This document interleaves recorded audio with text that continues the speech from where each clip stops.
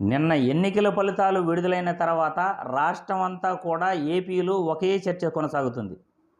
జగన్మోహన్ రెడ్డి అంత ఘోరంగా ఎందుకు ఓడిపోయాడు?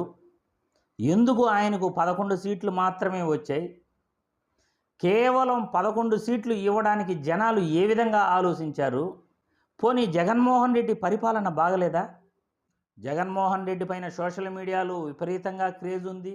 ఎగ్జిట్ పోల్స్ కూడా మెజారిటీ ఎగ్జిట్ పోల్స్ జగన్మోహన్ రెడ్డే 100 సీట్లతో అయినా గెలుస్తాడు అని ఖచ్చితంగా చెప్పారు. కానీ ఎన్నికల ఫలితాలు తారుమారైపోయాయి.